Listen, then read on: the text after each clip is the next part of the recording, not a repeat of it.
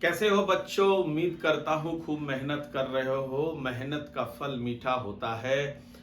और पिछले सीरीज में हमने जो वीडियो रिलीज किया था उसमें क्या क्या आपने पढ़ लिया। फंडामेंटल्स ऑफ पार्टनरशिप पढ़ लिया, change in profit sharing ratio पढ़ लिया, एडमिशन ऑफ ए पार्टनर पढ़ लिया। आज के सीरीज में आप पढ़ोगे रिटायरमेंट, डेथ एंड डिसोल्यूशन। बहुत इंपॉर्टेंट है और जितना भी क्वेश्चंस मैं बताऊंगा ये सारा प्रोबेबल क्वेश्चंस है। बोर्ड में आने का बहुत ज़्यादा चांसेस है, इसलिए एक भी क्वेश्चन आपको नहीं छोड़ना है। मेरे साथ साथ प्रैक्टिस करते रहना है, ठीक है। और मैं आपके साथ, डोंट वरी, मैं टिल एग्ज़ाम आपके साथ हूँ। और एकदम टेंशन नहीं लेने का है, टेंशन देने का होता है, लेने का नहीं होता है। आप आराम से प्रैक्टिस करते रहिए बिना टेंशन का। जैसे मैंने कहा, क्या क्या कहा था आपसे कि मैं जितना क्वेश्चंस करा रहा हूँ उतना क्वेश्चंस तो कंपलसरीली आपको करना है। साथ में आपके पास जो भी टेक्स्ट बुक्स है वहाँ से जो भी एग्जाम्पल्स का क्वेश्चन है, जिसमें देखोगे सीबीएसई लिखा हुआ रहता है कि पिछले प्रीवियस ईयर क्वेश्चंस जो रहते हैं वो दिया हुआ रहता है। उन सारे क्वेश्चंस को आप अच्छे से सॉल्व करो तो कॉन्फिडेंस गेन होगा आपको, है ना, कि हाँ चलो बोर्ड पैटर्न का क्वेश्चन हमसे तो बन रहा है। तो ये तरीका होता है, ठीक है। और आखिरी दिन 23rd को हम लोग क्या करेंगे, एमसीक्यू क्वेश्चंस प्रैक्टिस करेंगे। तो हमारे साथ आप जम के एमसीक्यू क्वेश्चंस प्रैक्टिस करोगे, बिंदास प्रिपरेशन हो जाएगा, आपको घबराने की कोई ज़रूरत नहीं है। और 23rd को जो है ना, सिर्फ एमसीक्यू करना है। और हो सके तो एक दो सैम्पल पेपर, अगर तुम्हारे पास टाइम बचे तो टाइम मैनेजमेंट के लिए एक दो सैम्पल पेपर भी आप सॉल्व कर सकते हो अगर टाइम बचे। रिलैक्स रहना है। 23rd is a day when you should relax. ज़्यादा पैनिक नहीं करना है, ठीक है ना। 22nd तक जितना पढ़ लियो वही जाके बोर्ड में आप उगलोगे। तो वो 23rd को पढ़ के सोचोगे हम 3 मार लेंगे, तो ऐसा कुछ नहीं होता है। एकदम रिलैक्स रहना है और लंबा स्लीप लेना है, सोना है मस्ती से। और देखो, जो रिलैक्स ब्रेन होता है ना, वही जा करके अच्छा परफॉर्म भी करता है परफॉर्मेंस के दिन में। तो इन सब बातों को अगर आप फॉलो करोगे तो हो सकता है आपके लिए फ्रूटफुल हो। तो आइए आगे बढ़ते हैं। आज हम लोग स्टार्ट करेंगे retirement of A partner. Retirement of A partner, ठीक है।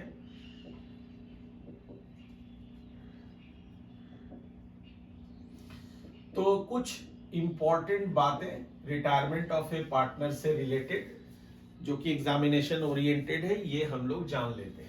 सबसे पहला when A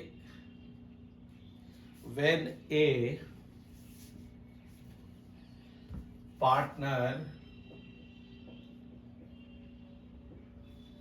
retires, when a partner retires,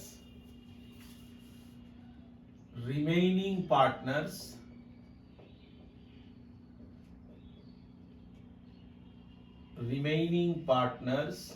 gain। क्या मतलब है इसका, कि अगर फर्म से कोई एग्जिस्टिंग पार्टनर रिटायर कर रहा है तो उसका जो फर्म में हिस्सा था वो बाकी के पार्टनर्स को मिल जाएगा, यानी बाकी के पार्टनर्स को गेन हो जाएगा। जैसे एक एग्जांपल से समझाता हूं। सपोज करो ए, बी और सी ये 3 पार्टनर है और तीनों का रेशियो है 1:1:1, इक्वल रेशियो है। और फर्म का प्रॉफिट है लेटस से 9,000 रुपया। अगर इसको मैं तीनों में डिस्ट्रीब्यूट कर दूं तो कितना कितना आता है, 3,000, 3,000 और ये 3,000, ठीक है, ये आ गया। अब सपोज करो ए रिटायर कर गया, ए रिटायर्स, ये आदमी फर्म से चला गया। बच गया मेरे पास बी और सी, और ये देखो 1:1 इनका रेशियो हो गया। अब इस प्रॉफिट 9,000 के प्रॉफिट को अगर मैं बी और सी में डिस्ट्रीब्यूट करूं तो कितना कितना आएगा, इक्वली बांट दो, 4500 4500। अब इसको ऑब्जर्व करो, ध्यान से देखो। बी का पहले प्रॉफिट 3,000 था, अब हो गया 4,500। सी का 3,000 था, अब हो गया 4,500। यानी बी गेन कर रहा है, कितना गेन कर रहा है, 1,500, और सी गेन कर रहा है 1,500। और इन दोनों 1,500 को जोड़ दो, कितना आ जाएगा, 3,000। मतलब ये हो गया कि ए का जो हिस्सा था 3,000, अब वो किसके जेब में चला गया, बी और सी के जेब में चला गया। तो यहां से एक इंपॉर्टेंट चीज हमने सीखा, एडमिशन में सीखा था, जब कोई पार्टनर को लाते हम, नया पार्टनर आता है, when a new partner is admitted the old partners sacrifice. लेकिन यहां हमने सीखा कि जब कोई एग्जिस्टिंग पार्टनर रिटायर कर जाएगा तो रिमेनिंग पार्टनर्स विल गेन। ये दिमाग में आपको रखना है, पहला चीज। दूसरा इंपॉर्टेंट बात क्या है कि जब ए फर्म छोड़ करके चला जाएगा तो फर्म में तो उसका बहुत सारा पैसा रखा हुआ है ना, तो किस किस चीज का पैसा रखा हुआ है, उसका कैपिटल है, उसका गुडविल का पैसा है, revaluation of assets and liabilities से जो प्रॉफिट होगा या लॉस होगा उसका हिस्सा उसको मिलना है, general reserve profit and loss account जो एक्यूमुलेटेड प्रॉफिट्स एंड लॉसेज है उसका हिस्सा मिलना है। तो हम लोगों को ये जानना है कि a retiring partner is entitled to what, एक रिटायरिंग पार्टनर को फर्म से क्या क्या चीज मिल सकता है। ठीक है, ये बोर्ड के लिए इंपॉर्टेंट है, बहुत ध्यान से देखो। सबसे पहला चीज उसको क्या मिलेगा, हीज और हर कैपिटल, उनका जो कैपिटल रखा हुआ है वो मिलेगा। दूसरा, हीज शेयर इन गुडविल। ठीक है, तीसरा, हीज शेयर इन प्रॉफिट और loss on revaluation of assets and liabilities, ये मिल जाएगा, हाँ कि ना, यस सर बिल्कुल सही। और number four his share in accumulated profit और लॉस। और इनका जो एक्यूमुलेटेड प्रॉफिट और लॉस यानी general reserve profit and loss reserve fund, इसका जो हिस्सा है वो भी हमें इनको देना पड़ेगा। तो ये जोड़ करके जितना आएगा हम रिटायरिंग पार्टनर को उतना पैसा दे करके फर्म से विदा कर देते हैं। यही कहानी है। अब सवाल है कि सर ये पैसे उसको हम लोग देते कैसे हैं, तो ये भी हमें सीखना है। Settlement of retiring partners claim, ये जो क्लेम है रिटायरिंग पार्टनर का, इसको सेटल कैसे किया जाता है, उसको पेमेंट कैसे किया जाता है। या तो हम उसको फुल पेमेंट कर देते हैं बाय कैश और चेक या कैश से हम उसको पूरा पैसा एक ही बार में दे देते हैं। दूसरा, पार्शियल पेमेंट करते हैं और जो बाकी पैसा रहता है वो लोन में ट्रांसफर हो जाता है। मतलब सपोज करो 10,000 रुपया क्लेम है, तो मैंने क्या किया, 5,000 रुपया उसको अभी पे कर दिया, फर्म ने उसको 5,000 रुपया अभी पे कर दिया और बाकी पैसा उधार रख दिया, बोला भाई साहब आपको 6 महीने या 1 साल के बाद दिया जाएगा, और वो जो पैसा बाकी रहेगा उसको रिटायरिंग पार्टनर्स लोन अकाउंट में ट्रांसफर कर देते हैं कि फर्म के लिए वो एक तरह से क्या हो जाएगा, लोन हो जाएगा कि फर्म ने ये पैसा उधार लिया है रिटायरिंग पार्टनर से। क्लियर है। और तीसरा, अगर फर्म के पास अभी पैसा ही नहीं है तो फुल क्लेम जो है, जो फुल क्लेम का अमाउंट है वो तब्दील हो जाएगा किसमें, लोन में। और याद रखो जब ये लोन हम उसको चुकाएंगे, अब मैं इसको रिलेट करता हूं फर्स्ट चैप्टर से। फर्स्ट चैप्टर में क्या सीखा था, अगर किसी पार्टनर से फर्म लोन लेता है तो उस पार्टनर को 6% के रेट से इंटरेस्ट देना होता है। यहां भी वही चीज है, अलग थोड़ी ना, इंडियन पार्टनरशिप एक्ट फॉलो कर रहे हैं। तो ये लोन पे हर साल फर्म को 6% पर एनम के रेट से इंटरेस्ट देना पड़ेगा। अगर कोई दूसरा रेट आपस में तय कर ले तो वो अलग बात है, नहीं तय होता है तो 6% पर एनम के रेट से देना पड़ेगा। Got it. तो यही कहानी है, इसको दिमाग में आपको रखना है। अब देखिए सबसे इजीएस्ट चीज क्या है इस चैप्टर का, एडमिशन में क्या था, गुडविल का बहुत सारा ट्रीटमेंट होता था। जब नया पार्टनर गुडविल का पैसा लाया तो कुछ करते थे, नहीं लाया तो कुछ हो गया, लाया ओल्ड पार्टनर्स निकाल लिया, कुछ हो गया। रिटायरमेंट के हर एक क्वेश्चन में एक ही एंट्री होता है। आई रिपीट, रिटायरमेंट के हर एक क्वेश्चन में एक ही एंट्री होता है, सेम एंट्री होता है गुडविल के लिए। बस इसको आपको दिमाग में रखना है, चाहे कुछ भी लिखा रहे क्वेश्चन में, गुडविल के लिए हम एक ही एंट्री पास करेंगे। कैसे? तो गुडविल के लिए क्या क्या स्टेप्स है, आओ यहाँ पे फटाफट से सीख लेते हैं। तो यहाँ पे मैं लिखता हूं ट्रीटमेंट ऑफ गुडविल। रिटायरमेंट में ट्रीटमेंट ऑफ गुडविल में क्या क्या आता है? सबसे पहले तो हमें चाहिए total value of goodwill. Firm का जो टोटल वैल्यू ऑफ गुडविल है वो हमें चाहिए। नंबर 2, इसमें से हम क्या करेंगे, रिटायरिंग पार्टनर्स शेयर निकाल लेंगे, शेयर इन गुडविल निकाल लेंगे। पहले हमने टोटल गुडविल निकाल लिया, फिर उसमें से रिटायरिंग पार्टनर का हिस्सा निकाल लिया। और तीसरे नंबर पे हम क्या करेंगे, गेनिंग रेशियो निकालेंगे। इसे याद रखिए, बहुत इंपॉर्टेंट स्टेप है। गेनिंग रेशियो निकालेंगे। एडमिशन में हमेशा सैक्रिफाइसिंग रेशियो, इसमें गेनिंग रेशियो निकालेंगे। और फोर्थ नंबर में हम यहाँ पे जर्नल एंट्री पास करेंगे। क्या जर्नल एंट्री होता है?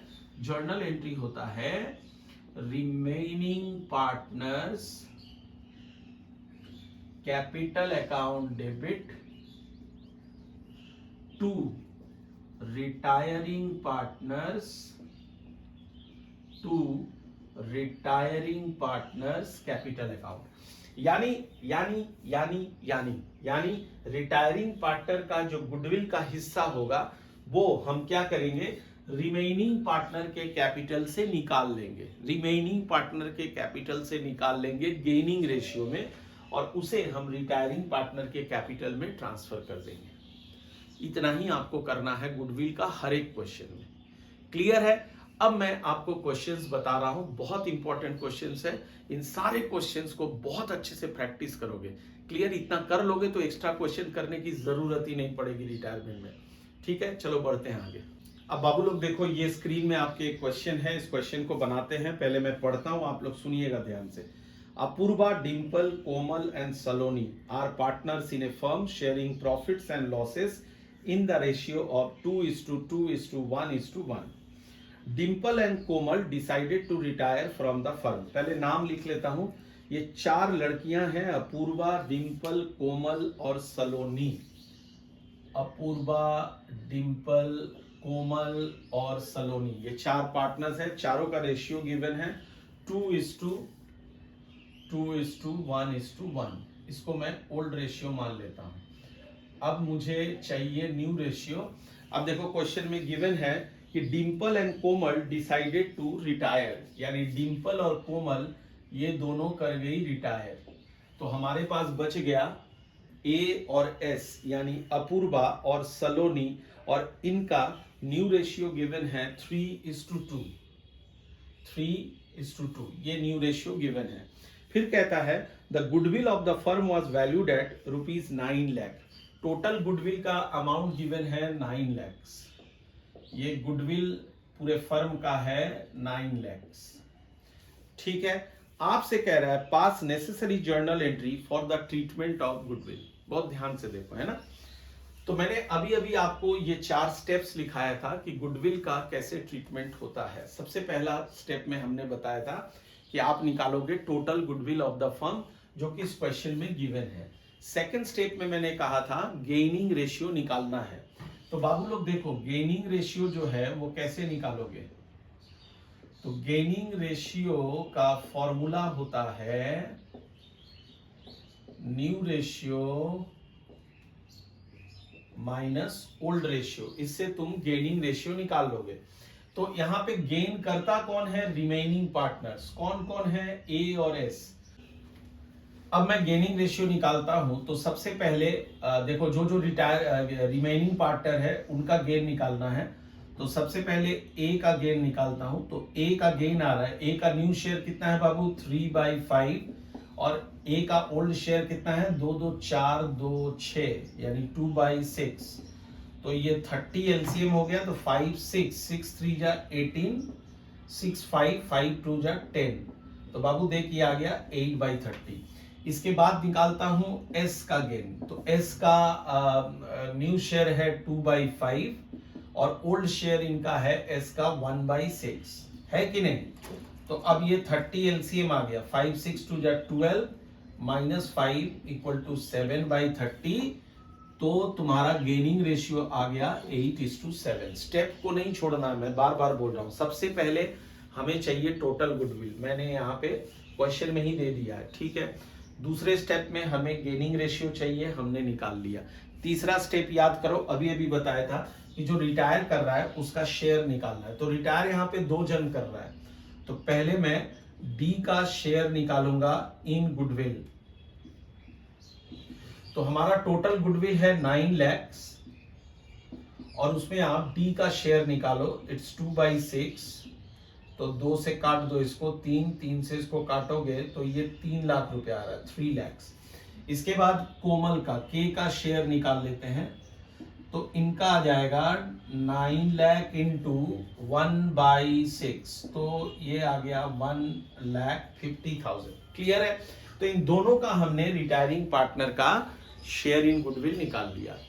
अब मुझे जर्नल एंट्री पे फोकस करना है, तो आ जाओ जर्नल एंट्री इसका कर लेता हूं। तो जर्नल एंट्री क्या लिखा था मैंने जर्नल एंट्री में, remaining to retiring, remaining to retiring. तो रिमेनिंग कौन कौन बचा, ए और एस, तो इन दोनों को मैं यहां पे डेबिट करूंगा। एज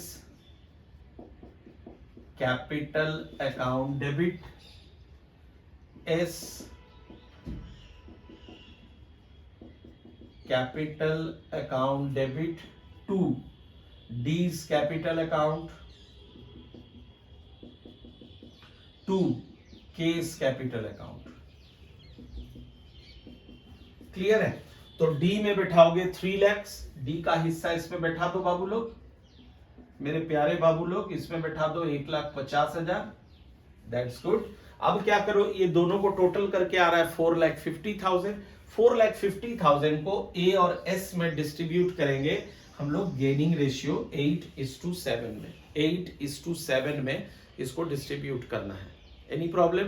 नो सर, बिल्कुल सही। चलो ठीक है, तो 8:7 में इसको अगर मैं करूं तो ये 4,50,000 है ना टोटल, इसको करोगे तो 4,50,000 आ रहा है। तो ए के हिस्से में कितना आ जाएगा, 4,50,000 इंटू 8/15, तो ये 330,000 इंटू 8, दैट इज 2,40,000 आ गया। और एस के हिस्से में क्या आ जाएगा, 4,50,000 इंटू 7/15, दैट इज 2,10,000, ये आ गया। होपफुली आपको समझ में आ गया, होपफुली आपको समझ में आ गया।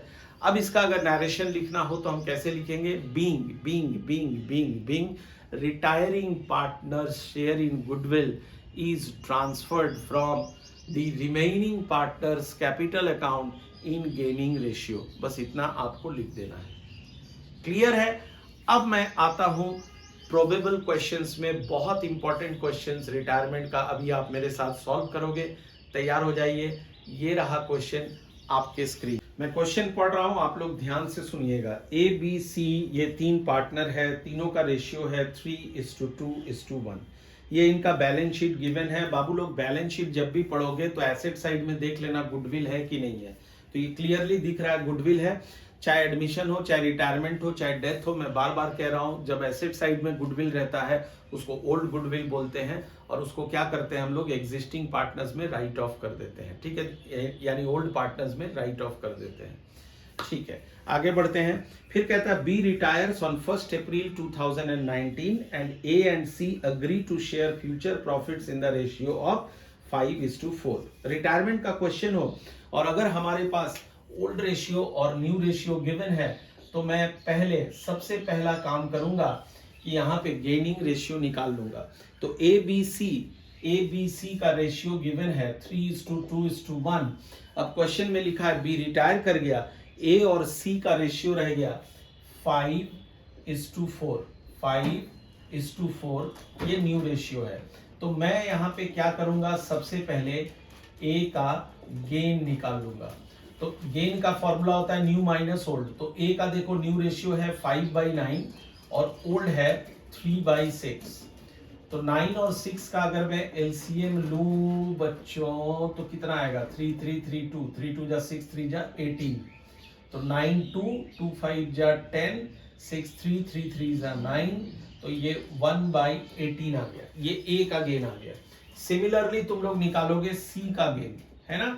सबसे पहला काम ये कर लेना, ठीक है। सी का गेन, तो सी का न्यू शेयर है 4/9 और ओल्ड शेयर है 1/6, तो फिर से 18 आ गया एलसीएम, 9 2 4 जा 8 और ये 3, तो ये आ गया 5/18। ये हमने सबसे पहला काम किया, गेनिंग रेशियो निकाल लिया और गेनिंग रेशियो हमारा आ गया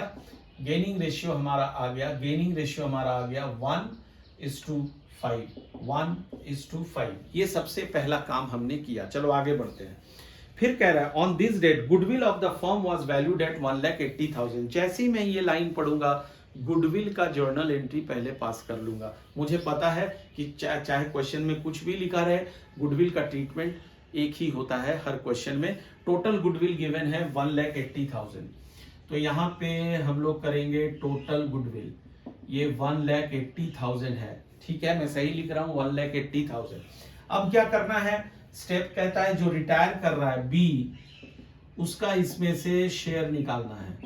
तो 1,80,000 इंटू 2/6, दैट इज 6 से इसको काट दो, 30,000 इंटू 2, ये आ गया 60,000, ये बी का शेयर आ गया। अब इसका एंट्री तो एक ही होता है हर क्वेश्चन में, that is remaining to retiring. तो रिमेनिंग कौन कौन बचा, ए और सी, तो यहां पे करोगे A's capital account debit, C's capital account debit, to B's capital account, और ये देखो 60,000 है, इसको ए और बी में हम लोग डिस्ट्रीब्यूट कर देंगे। गेनिंग रेशियो वो है 1:5, 1:5 में इसको अगर डिस्ट्रीब्यूट करेंगे बच्चों तो मेरा आ जाएगा 10,000 एंड 50,000। तो सबसे पहला काम रिटायरमेंट के क्वेश्चन में आपको यही कर लेना है कि अगर न्यू रेशियो गिवन है तो गेनिंग रेशियो पहले निकाल लो और फिर गुडविल वाला ट्रीटमेंट कर लो, ठीक है। और अगर न्यू रेशियो नहीं रहेगा तो ओल्ड रेशियो को ही गेनिंग रेशियो मान लो। यानी सपोज इस क्वेश्चन में न्यू रेशियो नहीं रहता तो रिमेनिंग पार्टनर कौन कौन है, ए और सी, तो हम लोग क्या करते, ए और सी का जो ओल्ड रेशियो था 3:1, उसी को हम गेनिंग रेशियो मान लेते हैं। होपफुली क्लियर है। अब क्वेश्चन को आगे पढ़ते हैं। फिर क्वेश्चन में कह रहा है land and building was found under valued bye 10%, stock is found over valued bye 20%, machine to be decreased to 50,000, 25% of the general reserve was to be kept as provision for bad debts, motorbike valued 20,000 was unrecorded in the books of the firm, it was decided to pay off B giving him motorbike and the balance in annual installments of 1,50,000 along with interest at the rate of 10% per annum. You are required to prepare B's capital account and his loan account till it is finally closed. Very important question, I must tell you. तो अब मैं क्या करूंगा, आगे बढ़ूंगा और आगे बढ़ के मैं पहले रीवैल्यूएशन अकाउंट यहाँ पे कैलकुलेट करूंगा, रीवैल्यूएशन अकाउंट बनाऊंगा। ध्यान से देखो, ठीक है। बहुत इंपॉर्टेंट क्वेश्चन है, बिल्कुल बोर्ड पैटर्न क्वेश्चन है, बढ़िया से इसको समझ लो। तो मैं यहाँ पे रीवैल्यूएशन अकाउंट की तैयारी कर रहा हूँ। रीवैल्यूएशन अकाउंट, ये मैं रीवैल्यूएशन अकाउंट बना रहा हूँ, ठीक है। रीवैल्यूएशन अकाउंट बना रहा हूँ, रीवैल्यूएशन अकाउंट बना रहा हूँ। तो सबसे पहले कह रहा है इसमें land and building under valued है 10% से। ऐसा क्वेश्चन मैंने बताया है, घबराने की बात नहीं है। तो कैसे इसका कैलकुलेशन होता है, ध्यान से देखो। सीधे नजर डालो बैलेंस शीट में। बैलेंस शीट में लैंड एंड बिल्डिंग है 4,50,000 और कहता है कि ये अंडर वैल्यूड है 10% से। तो क्या फॉर्मूला सिखाया था, 4,50,000 है, टोटल परसेंट होता है 100, अंडर वैल्यूड है तो माइनस कर दो, कितने से, 10 से, इंटू कर दो 100 से, तो आपको मिल जाएगा इसका वैल्यू 5 लाख, ठीक है। जबकि बैलेंस शीट में ये कितने से शो किया हुआ है, 4,50,000, और जबकि होना चाहिए 5 लाख, यानी 50,000 से लैंड एंड बिल्डिंग को बढ़ाना पड़ेगा। जब अंडर वैल्यूड दिया रहे तो समझ लो उसको बढ़ाना है, और जब ओवर वैल्यूड दिया रहे तो घटाना है। तो अभी इसको 50,000 से मैं बढ़ाऊंगा लैंड एंड बिल्डिंग को, तो इस तरफ मैं लिखता हूं by land and building account 50,000 से मैंने बढ़ा दिया। एसेट बढ़ेगा तो इधर आएगा, प्रॉफिट होगा। दूसरा, stock is found over valued by 20%। तो स्टॉक बैलेंस शीट में गिवन है 1,80,000, तो इसका कैसे निकालोगे? ओवर वैल्यूड है तो 1,80,000, अब ओवर वैल्यूड है तो 100 के साथ उसको जोड़ देना है, 20% से ओवर वैल्यूड है तो प्लस 20 इंटू 100, तो ये आ जाएगा 1,50,000। इसको कैलकुलेट करोगे तो 1,50,000, यानी इसका वैल्यू होना चाहिए 1,50,000, पर हमने दिखा के रखा है 1,80,000, तो 30,000 रुपए से ये ज्यादा है, तो इसको कम करना है। क्या चीज का था ये? क्या चीज का था? स्टॉक का। स्टॉक को कम करना है, तो टू स्टॉक ये आ गया 30,000। होपफुली क्लियर है? यस सर, बिल्कुल क्लियर। आगे बढ़ता हूं। Machine is to be increase to ₹50,000। Machine का वैल्यू देखो है 1,50,000 है, और कहता है कि इसको घटा करके डिक्रीज टू, कल हम लोग डिस्कस कर रहे थे टू और बाई में डिफरेंस है, जब टू लिखा रहेगा तो बैलेंस शीट के साथ कंपेयर करना पड़ता है वैल्यू। तो मशीन का वैल्यू बैलेंस शीट में 1,50,000 है, और अभी वो 50,000 हो गया, यानी 1,00,000 रुपीज से हमारा एसेट घट रहा है। तो हम इस तरफ उसका एंट्री करेंगे, टू मशीनरी 1,00,000, ये आ गया 1,00,000। ठीक है, आगे बढ़ता हूं। 25% of general reserve was to be kept as provision for bad debts. ये इसका रिवैल्यूएशन का कोई काम नहीं है। इसका काम क्या होगा कि जनरल रिजर्व में से 25% हम माइनस कर देंगे, बाकी जो जनरल रिजर्व में बचेगा वो हम पार्टनर्स में डिस्ट्रीब्यूट कर देंगे, वो पार्टनर्स कैपिटल अकाउंट में उसकी काम आएगी।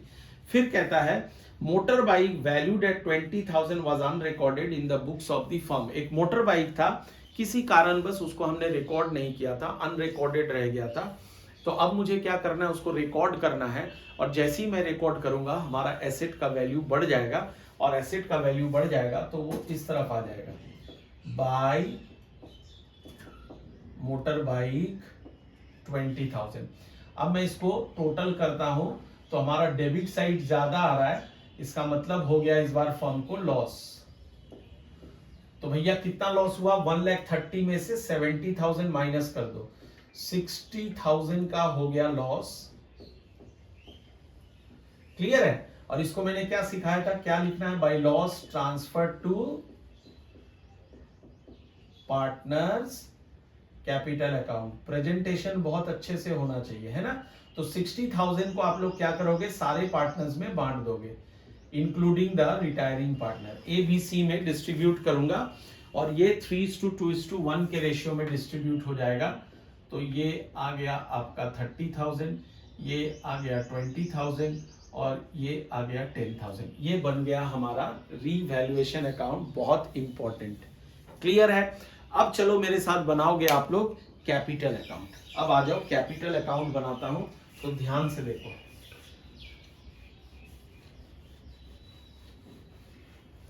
अब मैं पार्टनर्स कैपिटल अकाउंट यहां पे बनाऊंगा, तो let me draw the format. Yes, मेरे बच्चे बहुत मेहनत कर रहे हैं, बहुत ज्यादा।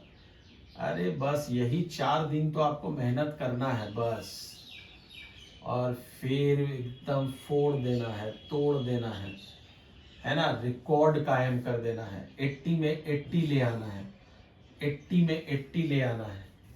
बस इतना मेहनत कर दो बाबू, थोड़ा ये 4 दिन थोड़ा सा मेहनत कर दो, जिंदगी भर जो है ना इसका फल मिलता रहेगा, जिंदगी भर इसका फल मिलता रहेगा।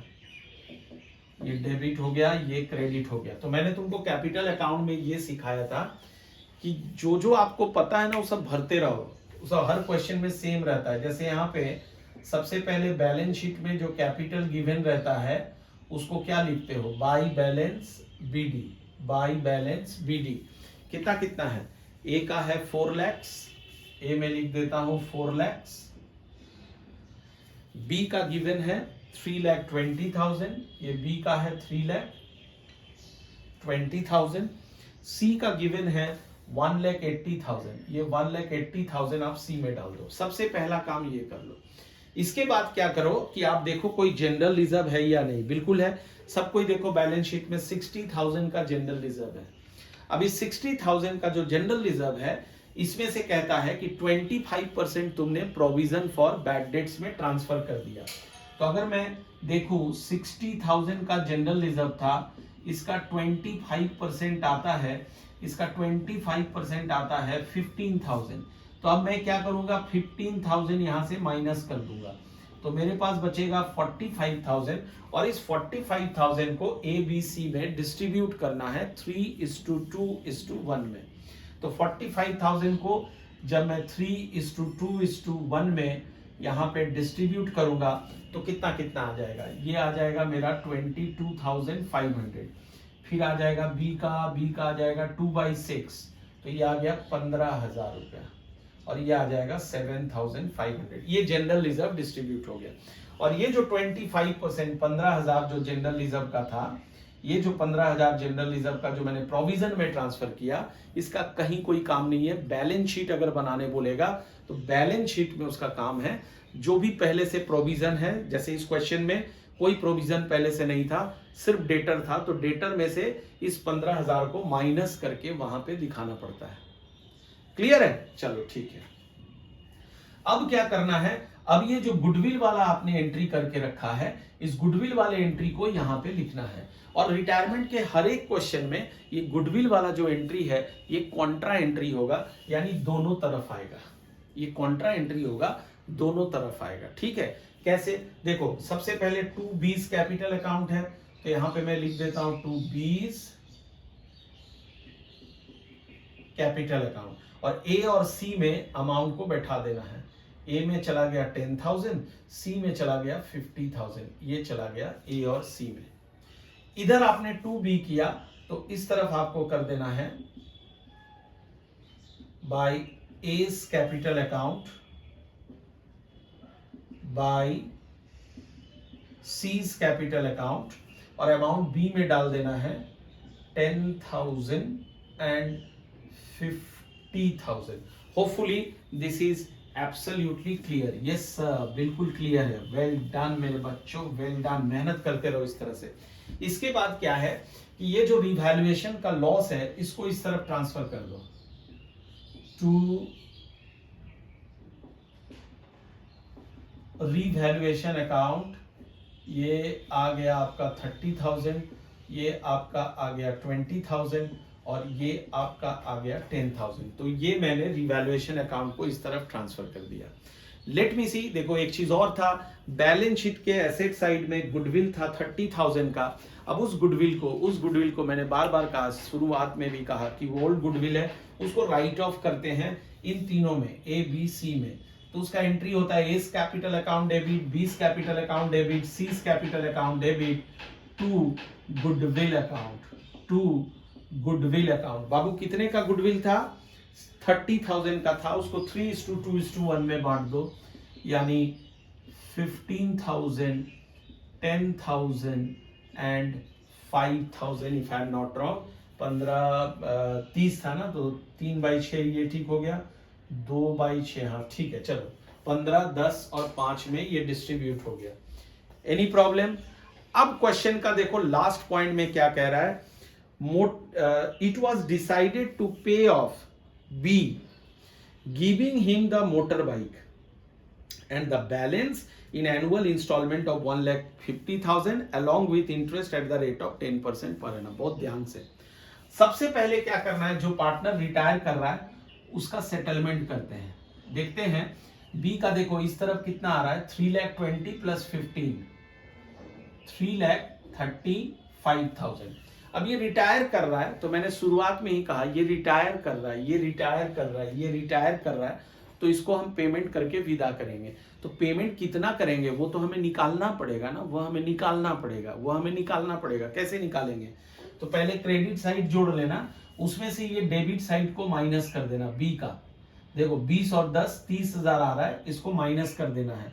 जो बचेगा वो बी के लोन अकाउंट में हम ट्रांसफर करेंगे, वो उसके लोन अकाउंट में। अच्छा सॉरी, देखो इस क्वेश्चन में बोला था कि भाई पूरा पैसा आप लोन अकाउंट में ट्रांसफर मत करो, आप क्या करो, पहले बी को ये जो मोटर बाइक था ना 20,000 का, वो उठा के दे दो, फिर जो बचेगा वो लोन में ट्रांसफर करो, और उस लोन का पेमेंट आप कैसे करो, 1,50,000 शायद कह रहा है, हाँ, एनुअल इंस्टॉलमेंट हर साल 1,50,000 प्लस इंटरेस्ट दे करके उसको विदा करो। तो हम क्या करेंगे, ये मोटर बाइक जो हमने अभी रिकॉर्ड किया था उसे अब बी को दे देना है। तो उसका एंट्री होता है B's capital account debit to motor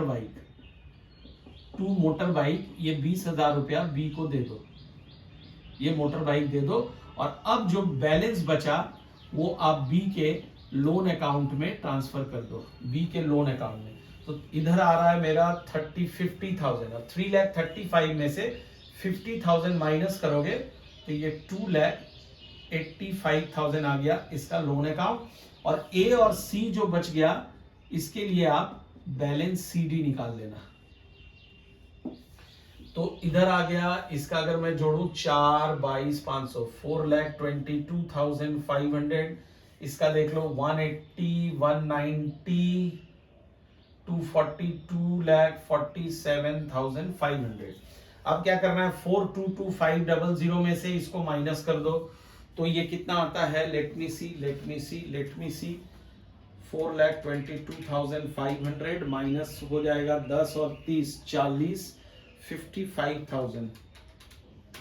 तो ये बचेगा 367,500। ठीक है, सिमिलरली सी का देखते हैं। सी का क्रेडिट साइड में है 247,500। अब वहां से माइनस कर दो 50, 10, 60, 65,000। तो बाबू ये 1,82,500 आ गया, 1,82,500। तो ये बन गया हमारा पार्टनर्स कैपिटल अकाउंट। बट इतने में काम नहीं चलेगा, यहाँ पे रिक्वायरमेंट क्या दिया है, उसका लोन अकाउंट भी बनाना होगा till it is finally paid. तो बहुत ध्यान से देख, बड़ा इंटरेस्टिंग है लोन अकाउंट, अभी मैं आपको सिखा रहा हूं। तो यहाँ पे मैं बी का लोन अकाउंट बना रहा हूं, बीज लोन अकाउंट। बहुत इजी है, बहुत इजी है, इट्स वेरी सिंपल, बहुत आसान है, तुरंत सीख जाओगे। देखो